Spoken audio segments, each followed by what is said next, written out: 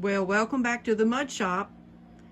This is going to be short and sweet. I just unloaded the Bisque kiln and my shelves are now empty because I just reloaded it again because everything would not fit the first firing. My shelves are empty, but my table is full and overflowing, and the rest of everything is in the kiln. Rest of my dishes and a few other pieces. Some of it I made 2 days ago, so I've got a 6-hour preheat, hoping it'll dry it out. I will come check. If it's not dry, I'll stop it and pull them out. Plugs are out, so the steam has somewhere to go, so hopefully nothing explodes. I will let you know, but I see a lot of glazing in the future. This is my Christmas dinnerware set for this year. The rest of the small plates are in the kiln. All but one of the big plates are in the kiln. Now these I will band with white on the outside, white on the inside, and clear where the underglaze transfer is. And that matches the small plate. That's the salad plate. And the glasses. And the mugs, and I've done the napkin rings will just be in clear. Little bowl. These are the bowls that go with the set, and the set of 4 of them.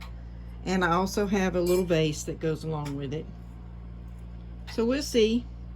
Had a request for an angel like I made those last year, but I made them all at one time. In memory, they all turned out the same, but it's been over a year, so I just made another. I don't have one of the others to compare it to because I sold all of them. But anyway, here's my bread baker, and it has a set of plates here that goes with the bread baker. These. And one mishap, I did make the cups, lemonade cups, and the teapot, and the handle came off the teapot. So that is a sad thing because you cannot reattach a handle. So I'll have to go back to the drawing board for that. But last time I had a teapot that the handle busted off of, I used it to put flowers in. So I'll grind down where the handle came off and smoothed it out, and I'll use it for flowers. Anyway, my little cup turned out good. And all the little tiny things here, my angels, everything ready to glaze. This is a set of bowls, a big bowl and a small bowl that match. I used the big bowl to put my angels in. Those are ornaments. You can see the little thing on top. And I made some, since my daughter is deaf, I made some little I love you pendants. I'll give them to her to give out to her friends for Christmas. Anyway, that's what I got. So I will be busy glazing. The kiln is firing. Should be able to unload it Monday. And those pieces can get in line with the rest to be glazed. And I will be glazing for a week or so because it takes a while.